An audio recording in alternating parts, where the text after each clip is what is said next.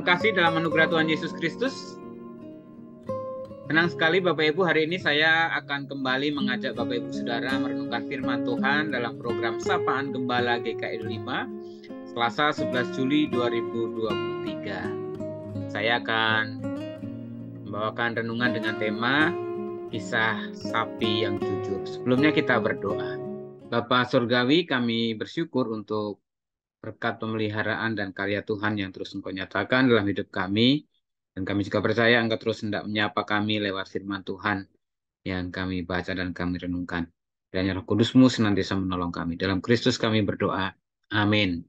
Saudara, dikisahkan dalam sebuah buku yang ditulis oleh Nesi Tanudipyo berjudul Self Healing Stories. Kisahkan tentang Presiden Amerika Serikat yang ke-36, Dwight Eisenhower.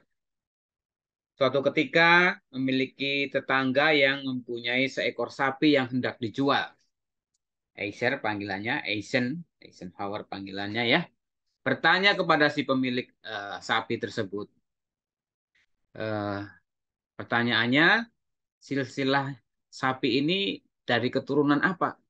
Si petani nggak bisa menjawab karena dia tidak tahu dari mana sapinya itu berasal, indukannya ataupun pejantannya. Lalu Eisenhower menanyakan lagi, berapa produksi susu yang dihasilkan dari sapi tersebut dalam 1 tahun? Si petani juga tidak bisa menjawab berapa banyak liter yang dihasilkan oleh sapi tersebut dalam 1 tahun. Karena dia tidak pernah memperdulikan hal seperti itu. Lalu Eisen bertanya, apa yang menjadi alasan untuk aku membeli sapimu itu? Lalu si petani menjawab, saya tidak mempunyai referensi sapi ini keturunan sapi apa. Saya juga tidak pernah mencatat berapa banyak sapi ini dalam 1 hari menghasilkan susu, berapa liter, apalagi dalam 1 tahun. Karena memang ada masa di mana itu tidak keluar susunya, tapi saya tahu pasti bahwa sapi ini jujur. Kenapa saya katakan jujur? Karena sapi ini pasti akan memberikan semua susu yang dia miliki ketika saya perah.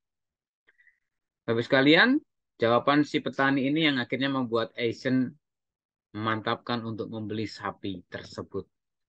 Ya, keluarga Eisen terkesan dengan jawaban petani itu yang membuat mereka mantap untuk membeli. Karena dia tahu dedikasi, totalitas, dan ketulusan dari sapi itu yang dihargai oleh si petani. Sehingga dia tetap merawat dan memeliharanya dan akhirnya dijual kepada Eisenhower untuk keperluannya. Bapak sekalian dan kasih dalam Tuhan Yesus Kristus, dari kisah ini saya mengajak kita untuk melihat bagaimana kita juga harus menghargai setiap orang, bukan dari jumlah, bukan dari kualitas seseorang, bukan dari banyaknya perjumpaan, hasil, ataupun juga kehebatan yang diraih dari penghasilan, kekayaan, kedudukan, jabatan, ataupun gelar titelnya. Tapi kisah ini mengajak kita untuk melihat, menghargai totalitas, dedikasi, dan ketulusan orang yang sungguh-sungguh memberikan apa yang dia miliki dengan setia. Saya ketika membaca kisah ini teringat dengan apa yang dikatakan oleh Paulus dalam Filipi pasal 1 ayat yang ke-21 sampai dengan ayat yang ke-24 ya. Kita baca, karena bagiku hidup adalah Kristus dan mati adalah keuntungan. Tetapi jika aku harus hidup di dunia ini, itu berarti bagiku bekerja memberi buah. Jadi mana yang harus kupilih, aku tidak tahu. Aku didesak dari 2 pihak. Aku ingin pergi, dan diam bersama-sama dengan Kristus, itu memang jauh lebih baik. Tetapi lebih perlu untuk tinggal di dunia ini karena kamu. Bapak sekalian, ayat 21 dari Filipi pasal 1 itu sangat terkenal sekali. Pada saat itu, kalau tidak salah ingat, sekitar tahun 2016, salah satu gubernur DKI pada saat itu, Pak Ahok, mengatakan bahwa kalau aku mati, di nisanku harus kau tuliskan ayat ini. Karena bagiku hidup adalah Kristus dan mati adalah keuntungan. Pernyataan itu bagi sebagian orang seperti menantang maut, ingin mati, seolah-olah tidak takut mati. Saudara, kalau kita perhatikan konteks ayat ini, maka kita akan tahu bahwa ini adalah sebuah tekad, keyakinan, komitmen dari seorang Paulus untuk dia mendedikasikan hidupnya bagi pewartaan Injil. Bahkan ketika mengalami ancaman, penolakan, aniaya, Paulus tetap berusaha setia, bertahan dengan hidupnya di tengah segala penderitaan. Paulus menuliskan surat Filipi ini dalam penjara untuk jemaat yang dia rintis, Filipi ini. Dia bersyukur di tengah segala keterbatasannya, dia tetap bisa mendapat kesempatan untuk melayani Tuhan, mewartakan Injil Kristus. Dan dia mengatakan sebenarnya dia juga mengalami pergumulan yang tidak mudah. Bahkan dia berkata, aku didesak dari dua pihak. Aku ingin pergi dan diam bersama-sama dengan Kristus sebagai sebuah keinginan pengharapan yang bagi semua orang percaya kita tahu. Itu adalah pengharapan kekal kita di dalam Kristus yang sudah mati dan menyelamatkan kita. Paulus menyadari sebagai manusia dia juga sudah lelah, capek atas penderitaan yang ada dan dia ingin segera bersama-sama dengan Kristus dalam keabadian. Tetapi dia juga tahu bahwa ketika dia masih diizinkan hidup oleh Tuhan, maka dia akan berusaha sebaik-baiknya untuk memberi buah. Jadi Paulus tahu ketika dia masih diizinkan hidup, maka dia akan berusaha semaksimal mungkin. Baik, sekalian saya mengajak kita untuk melihat juga bahwa apa yang dikerjakan Paulus di tengah segala susah payah yang diderita, dia mengalami cemooh, caci maki, dicela, ditolak, bahkan ditangkap, dianiaya. Dia berusaha untuk terus berkarya. Dia melihat ada totalitas dedikasi dan ketulusan seorang Paulus dalam mengerjakan semuanya itu.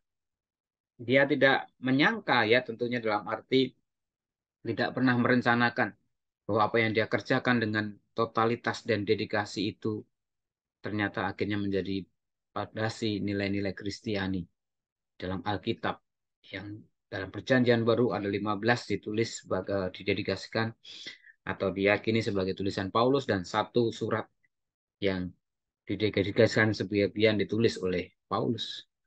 Sebuah hal yang luar biasa. Di balik totalitas, dedikasi, dan juga ketulusan seorang Paulus di tengah segala himpitan, tekanan hidup, dengan setia dia mengerjakan sampai akhir hidupnya. Seperti surat yang tertulis dalam 2 Timotius, ya. Aku telah mengakhiri pertandingan dengan baik. Aku telah mencapai garis akhir. Aku mendapat mahkota kemuliaan. Terus sekalian, saya mengajak hari ini kita untuk sungguh-sungguh bukan hanya bersyukur atas hidup dan kehidupan yang sudah kita dapatkan, anugerahkan dari Tuhan untuk terus berkarya, untuk terus berbuah selagi masih diberi kesempatan. Tapi kita juga mari belajar untuk menghargai orang lain, sesama, bahkan para pelayan Tuhan, aktivis, di tengah segala susah payah hidupnya, rumah tangganya, keluarganya. Mari kita dukung dan kita hargai sekecil apapun kontribusi mereka.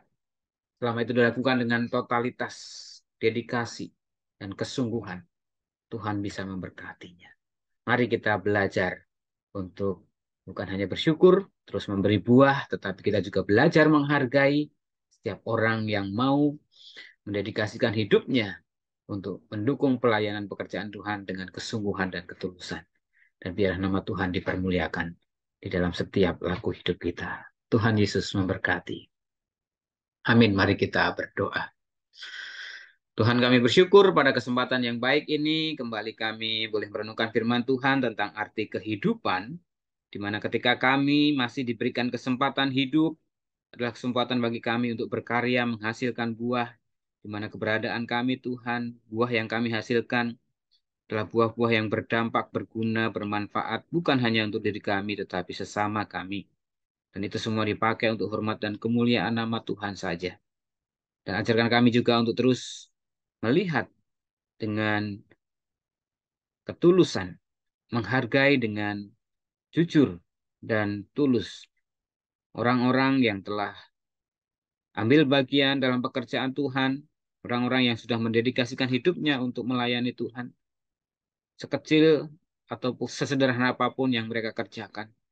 Bila Tuhan memberkati, maka itu akan berdampak dan dipakai untuk kemuliaan nama Tuhan dan menjadi berkat. Kami bersyukur untuk para pelayanmu di GKI Delima, baik para pengerja, Pendeta Ima, Pendeta Adi, para TPG, Pak Wahono, Pak Dwi Basuki, para penatua dari GKI Delima yang berjumlah 31, Tuhan berkati, bahkan seluruh aktivis badan pelayanan, pengurus rayon, Pokja, komisi, Tuhan berkati untuk mereka terus dimurnikan Tuhan, diberkati Tuhan dalam segala sumbangsih karya pemikirannya, semuanya dipersembahkan untuk hormat dan kemuliaan nama Tuhan. Kami juga bersyukur untuk panitiaan 40 tahun HUT GKI 5 yang sudah dilantik dan mempersiapkan rangkaian kegiatan menjelang 40 tahun GKI 5. Tuhan berkati, mereka bekerja mengabdi untuk kemuliaan nama Tuhan. Kami juga bersyukur untuk GKI 5 yang sudah genap berusia 39 tahun pada tanggal 7 Juli yang lalu. Tuhan memberkati gereja ini terus senantiasa berkarya bagi kemuliaan nama Tuhan. Kami saat ini Tuhan juga mau berdoa bersehati untuk saudara-saudara kami yang berulang tahun pada tanggal 10 Juli. Ada Christian Dewan, ada Hikaru Osora Misutani, ada Ibu Sumiati, dan tanggal 11 Juli ada Ibu Marlini, Ibu Yulian Kristanti, dan juga Saudara Ronald Jaya Setiawan. Kami bersyukur dan berbahagia bersama saudara-saudara kami yang bertambah usia. Tuhan berkati kehidupan dan keluarganya, juga karya pekerjaan serta pelayanannya. Terima kasih Tuhan, kami mau serahkan hidup kehidupan kami setiap pribadi ke dalam rengkuhan kasih-Mu Tuhan. Agar kasih setialah Bapa, kasih karena Tuhan Yesus Kristus dan menyertaan Roh Kudus senantiasa memberkati dan melingkupi. Doa ini kami minta, kami alaskan dalam satu nama Tuhan kami Yesus Kristus yang telah mengajarkan kami doa dakal kami. Bapa kami yang di surga, dikuduskanlah namamu, datanglah kerajaanmu, jadilah kehendakmu di bumi seperti di surga. Berikanlah kami pada hari ini makanan kami yang secukupnya, dan ampunilah kami akan kesalahan kami seperti kami juga mengampuni orang yang bersalah kepada kami. Dan jangan bawa kami ke dalam pencobaan, tapi lepaskanlah kami daripada yang jahat, karena Engkau yang punya kerajaan dan kuasa dan kemuliaan sampai selama-lamanya. Amin.